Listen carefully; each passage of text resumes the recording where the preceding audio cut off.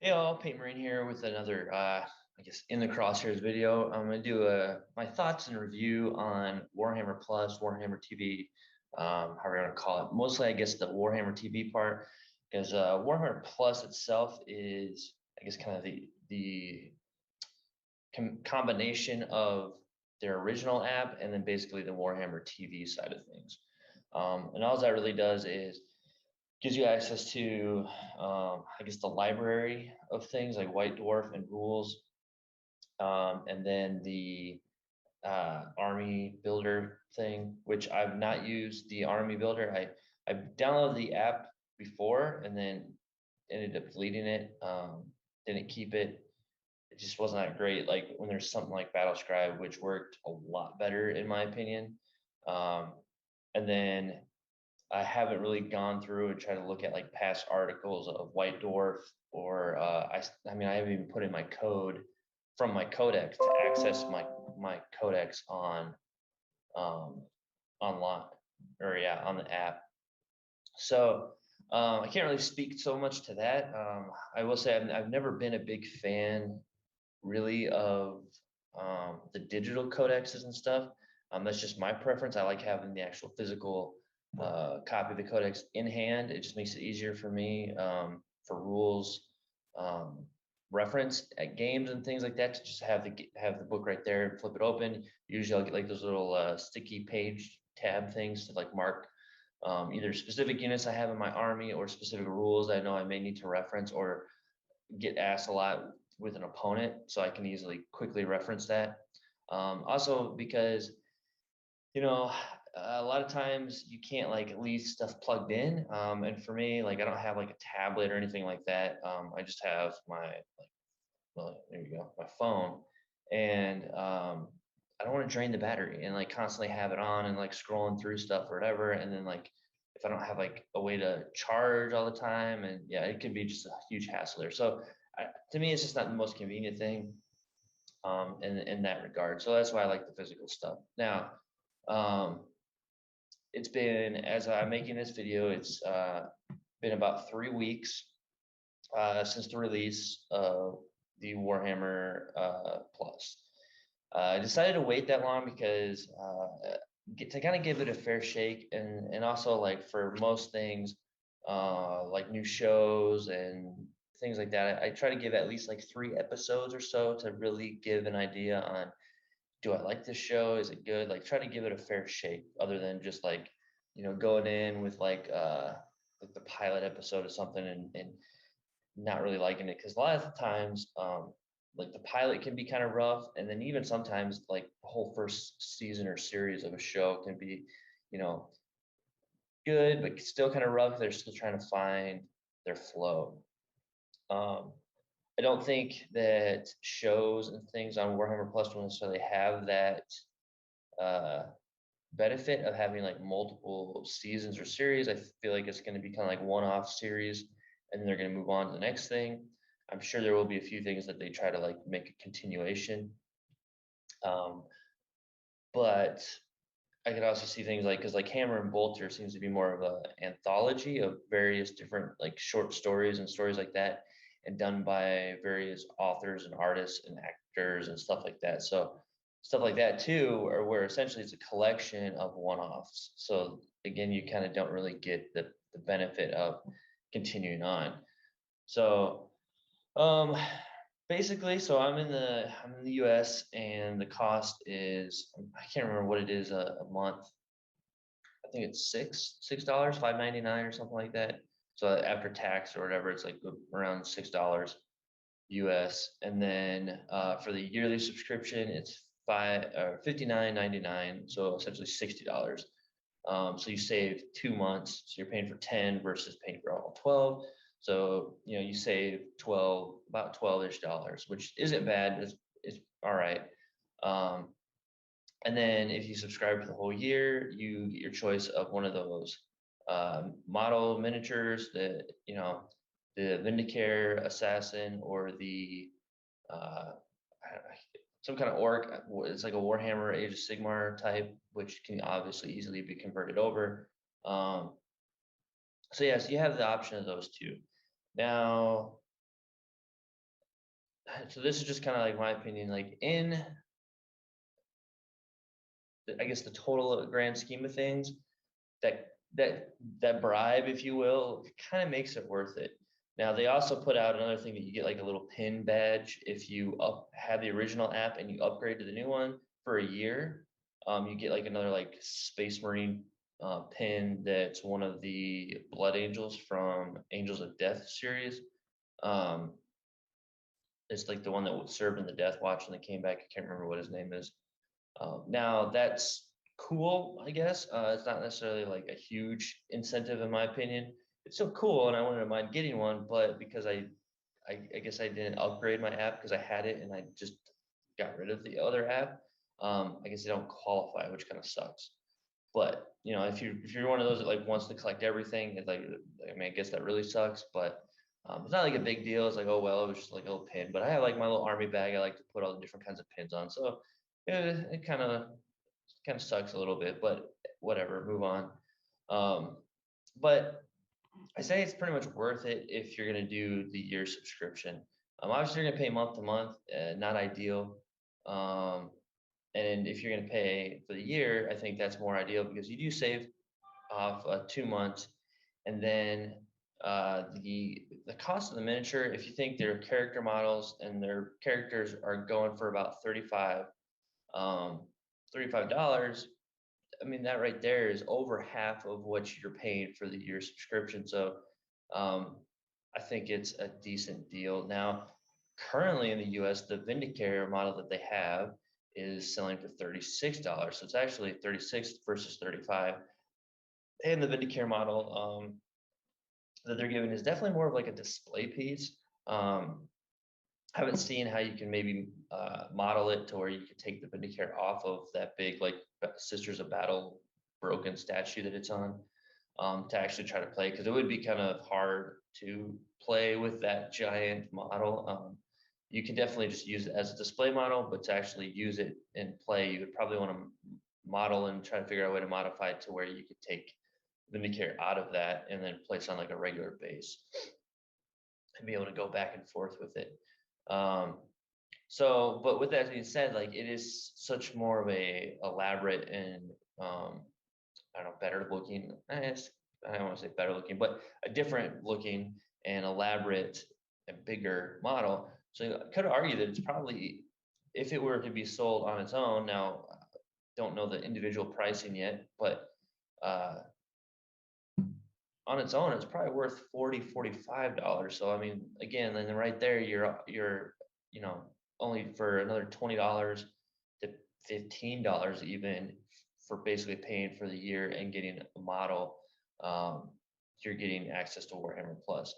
So in that aspect, I do think it is worth it, and also because of what I'm about to get into with some of the content. There is, I would say, as of right now, there's definitely one bit of content that I think outshines the rest of it. And yeah, and so we'll go into that here in a sec. For that though, I wanted to talk more into the models again. So as of right now, they say you have to be subscribed for a year, and there was some, I guess, speculation, confusion, because obviously they want you to be there for a full year before you get the model, but there's already been people now starting to receive their model.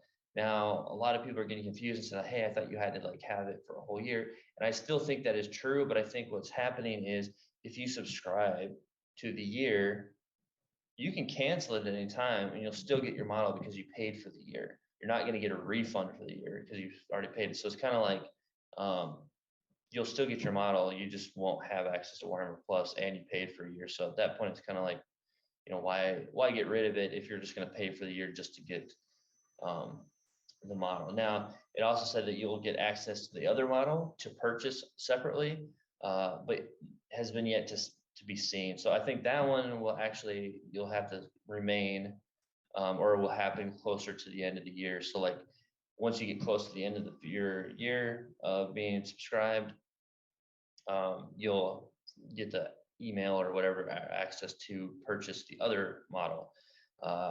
Now, I don't know if that would still work if you paid for your year subscription and then unsubscribe or whatever and delete it. And so you've already paid, but then I don't know if after a year's time you're still going to get that access to purchase the other one or not. I'm not sure. But at that point too, we'll get a better idea and see what I guess what they consider the cost of these individual models on their own. Now, I feel like the Vindicare is definitely, I would say it's definitely worth like 40 to, I don't know about the 45 part, that makes it a little bit harder, but I could definitely see it going for at least 40 to 45. But the orc one, I mean, I don't feel like I would want to pay more than 35 for it, but I don't know. That's just how I feel. I don't play orcs or Age of Sigmar, so I don't know. That's just how I am on that. So, all right. Well, let's take a deeper dive into Warhammer Plus. Now I'm going to be looking at this on the PC here. The new releases, they got home, favorites, recently watched, subscribed, settings. Yeah, your Angels of Death, Lore Masters, which just started this last week, and then Battle Report. Yeah, then coming down. So again, you have your exclusives. You got like the different trailers for the different games, which I guess is cool to have on there, so you can watch those. The master class. So I actually have not gotten into the painting tutorials too much yet. I've kind of like looked at them, but I haven't actually like clicked on and watched anything because they haven't done any yet that really apply to anything I'm doing. So I was very interested in I guess checking that out. They got some learn to play videos down here, and then they have your other painting series videos that you can find on YouTube, which you can also find on YouTube from other content creators. So, all right. So you have your hammer that has many. So this is kind of what I'm talking about. So you can't really scroll down here, and you kind of got to go over. If I do my arrow down key, then I can kind of. Okay, so they do have on this one at least number 1, Death's Hand, and then so forth. So you have Death's Hand, Bound for Greatness, and Old Baelai. Now, Old Baelai was the one that they put out for 24 hours that people could watch. I didn't catch it then. I was at work and stuff.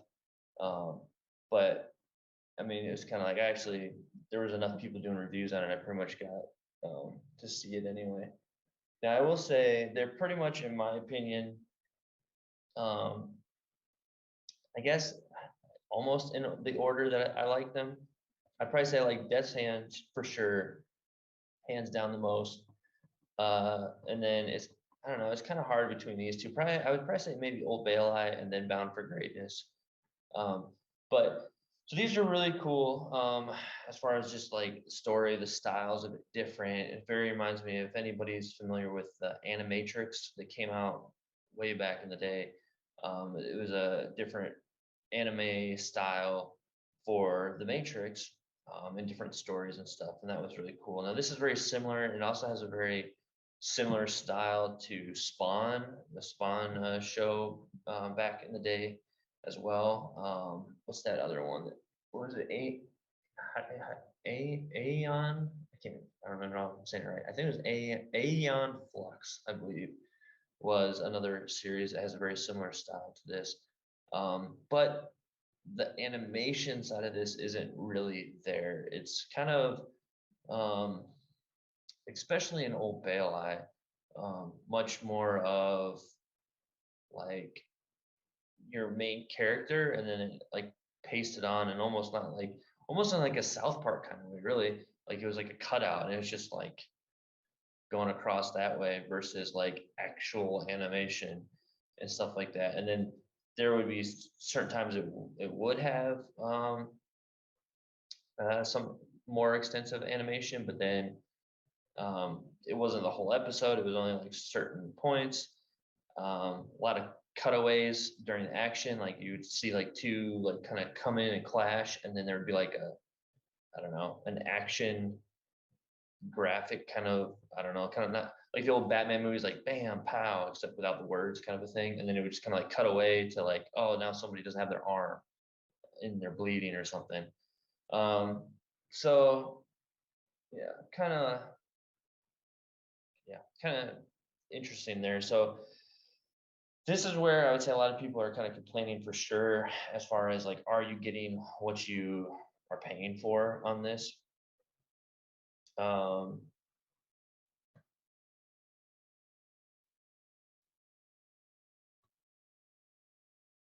Another issue, if you want to say, is with Angels of Death. But the animation with this, like initially with like right here, like you can see like the faces and stuff here in the background. Um, and it looks okay, but at the same time, it's I don't know, being having seen Astartes and that being a one person deal, the movement, the animation, and everything there was insane. Granted, we didn't really get to see like helmetless space marines and such um, on there, and faces and stuff like that can be very very hard to animate. But I don't know. My issue with this is when they talk, it's there's either no lip movement and they're always like showing their teeth and like talking like they're trying to bite something off. They're just like always get in the Thunderhawk. And then or it's like way over exaggeration and like the cheeks and stuff are like way trying to like over move, like they're over animating almost. And so it's just and like I said, it's like really weird, like because you always see their teeth when they're talking. It's like their lips kind of move back and then there's like talking with their teeth versus using their lips to form the words and stuff. And so it's I don't know, very kind of weird looking in that aspect. But the voice acting is really good, and for the most part, the animation's all right. Like I said, the biggest thing is I would say a lot of the movement. It doesn't look supernatural. I'm sure they didn't do like a motion capture, I guess, and they probably try to like animate everything themselves. Like I'm no animator or anything, so like at the end of the day, like it's hard for me to be too critical, but at the same time, like I'm still the audience and I shouldn't just be like, well, just because I can't do it means that they can just release a lower quality product and I'm just supposed to accept it, I guess. So while it is, like I said, like they've done amazing work, there's still some hurdles to go. And this is kind of apparent as to why Games Workshop has purged a lot of the creators and changed their IP rules as to snuff out any competition, because I mean what they have now is okay, but it's not compared to what the community was putting out. Um, and the other thing too is like I'm not really a big fan of this black and white with like the red accents for the Blood Angels. I get you could kind of see it as like, oh well, it's an artistic kind of thing, and maybe I guess, but I see it more as kind of a shortcut and a way to hide mistakes and try to blend stuff that may look even worse had they tried to colorize the whole thing. So, but yeah, so that is one of the, I guess, weaker aspects of it. Now, the stronger aspects of it, I will say, at least we have the one episode of Lore Masters, which just came out, which I threw that on while I was painting, and it was great. It really, was well done, well narrated, really, a great thing to listen to while painting, just like any of those kind of like lore narrators on YouTube. So I really enjoyed that. That was really nice. And then I think the gem of all of this right now are the battle reports. So the battle reports here now, we only have two. It doesn't say which one came out first. I'm pretty sure it was the Blood Angels versus Orcs. I didn't watch it first day it came out, but I watched them this past week, and I will say they are pretty great. Um, they're both about an hour long. I want to say this first one is only about 45 minutes, and for both of them you get like a 15-minute lead into, so the whole battle report itself is only about like a 30-minute and a 45-minute one. but there's a really cool, like both the players kind of talk and discuss what's in their army. There's a cool narrative. I don't know. I'm not too versed on who the voice actors and stuff are, but it's someone that's done. They call him the voice of Warhammer. Um, so he does like a really cool kind of narrative story build up to the match that's about to be played, and then the players go over the mission, what's their armies, and stuff like that.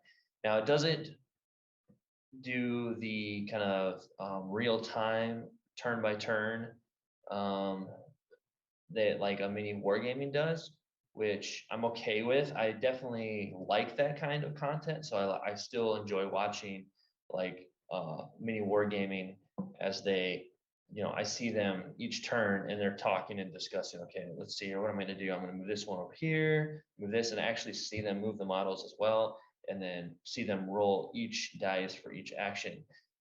They don't do that here. They definitely take highlights and do kind of a recap, and they do a cool thing, a top-down view, and kind of edit it from there and like show like, okay, so this is moving here and there. And they do show some of the roles, but they don't really like show every little thing here and there. So that's obviously to cut down for time because they don't want to like have a bunch of 3-hour battle reports all the time necessarily, like mini wargaming and stuff, which is cool. And I think that's what helps this. I think the other cool aspect of it, aside from that, they can do all these little cool gimmick things like putting scores up and uh, having like the little targeting reticles like pop up, like these ones are targeting this one, and then they have like one where it like slashes, and then like it went from 10 units, now they're down to 5 or whatever.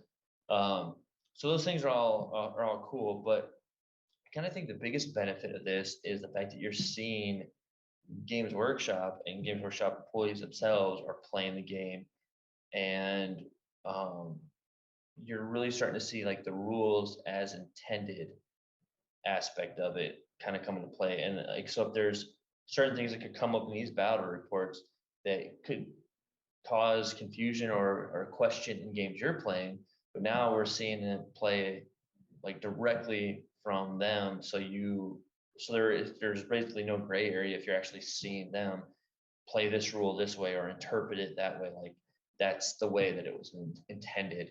So I think in that aspect it is good, in that aspect. So um, I would definitely say that for what Warhammer Plus is as of right now, it'll be great to see those start to pop up on here, and obviously like everyone's really excited for Astartes 2. At least I know I am, because um, it's already doing such great work now with the team. I don't know how much of I guess a team is helping them if they're still kind of working independently, just with some extra support and actually getting paid by Games Workshop. Um, yeah, I'm not sure, so we'll see. But definitely excited to see at least that. But I will say, like for what it is, like I said, the stronger part of it, or the better parts of it right now, is, in my opinion, the battle reports. And then, I mean, we've only got one episode of Lore Masters, but so far I'm liking that just because of, like I said, from like a painting aspect. I like to throw up stuff like that or podcasts and things like that to listen to while I'm playing or painting. So that's nice. It's not so easy to do with the battle reports because you kind of, you can do that, but I like to be a little bit more focused and watch the actual battle report. So um, that's where Lore Masters is nice for that aspect. So yeah, so overall, I would say, if you're interested in one of those two models, it's definitely worth it. If you're not interested in one of those models that they're given right now, then it's probably not worth it, honestly. Um, but I think the combination of one of those models and the battle report and lore masters, like that alone, for me at least, it makes it worth it. Now, like I said, I did just outright pay for the year because, I had the budget, $60, get it for the year. Plus, with the idea of getting the model, I was like, well, I think it's worth at least that. Even if I hate it, I still have at least gotten something out of it that I think was worth it. Um, so, to each their own at the end of the day, but I would argue that as of right now, yes, it's worth it. Now, I know a lot of people want to do like the whole boycott Games Workshop, And there's a lot of other stuff that's been happening. And I talked about this earlier or on another video of mine about like Midwinter Minis doing their review, and they got a manual copyright claim on their video and just basically demonetized that video for them. So basically being kind of a bigger issue for bigger YouTube channels. Like I'm not a big YouTube channel, so I definitely don't have the subscribers to even monetize anything. And if I did, you still have to have like so many view hours as well. So I don't think it'll really affect me. The only thing would be is like, I guess if they wanted to try to copyright claim something against one of my videos, I guess it might take it down. I'm not sure how that would work. Hopefully none of that ever happens. And hopefully they're not actually targeting people's videos and channels and stuff because they put out a review that isn't like 100% positive or for them. Hopefully that's not the case. I don't know.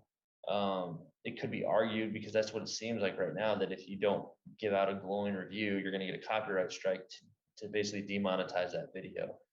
I don't know. It's kind of weird area right now. And then there's like some other things going on.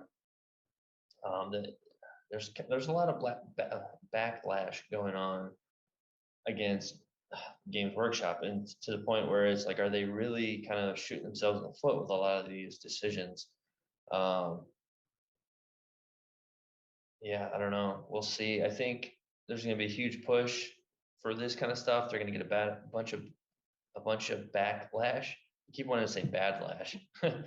A bunch of backlash, and then I think they're gonna maybe start to overcorrect in the other direction.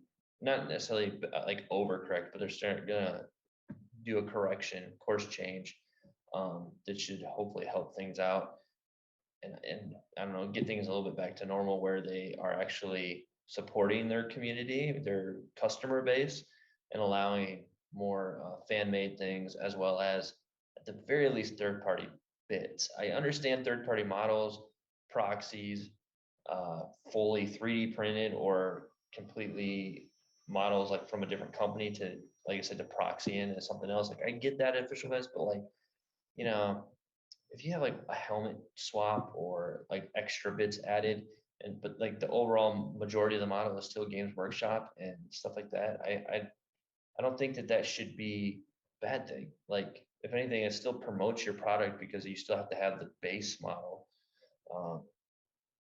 Yeah, I don't know. It's kind of how I feel on all that. But anyway, I guess I'll close this video off here. I've kind of rambled enough on it. In the end, I am enjoying the content that I'm getting right now. Yes, it's not a lot. So if you were to say like, well, for $60, you're not really getting a lot. But like I said, I'm factoring in, for me at least, getting that model. Like that's the biggest thing. Like if that model wasn't there, or if it was a model I wasn't interested in, I honestly don't know if I could say that it is worth it. Because yes, the battle reports and the lore masters part is nice, but you can get both of those without them. Granted, most of the battle reports out there are kind of the longer form version, but I actually kind of enjoy those more, and I'm glad that people don't. I've never been like the biggest fan of like where they just like start, and I know Blue Table Painting kind of did this a lot. Not all the time, but a lot of theirs were started turn one. They would kind of like, okay, this is what I'm going to do, and then the video would cut and come back to like, okay, after they did their movements, and then they would show all their roll-offs for like the shooting phase and stuff like that. But like the movement stuff, they would kind of skip, and I kind of actually like to see them actually like move the models and talk about like why they're doing what they're doing. So yeah, so I do, again, like I said, I do prefer the longer version, but I actually appreciate the smaller or shorter version that they're putting out.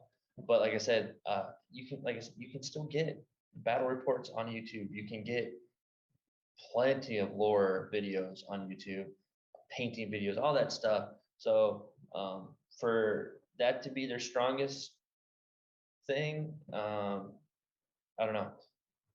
Like I said, without that model, I can't say it would be worth it. Yeah. So final judgment, Is it worth it? It's really up to you at the end of the day. And I only will say yes, it's worth it if you're interested in one of those models. Otherwise, no, it's not. So, all right. Well, thanks for watching. Thanks for listening to my rambling as always. If you enjoyed this, or if you could, I would definitely appreciate a like and subscribe. You can check out the rest of my social media. I've got Facebook, Instagram. Those will be linked in the description below. You can go check those out and see what I got going on there. And until next time.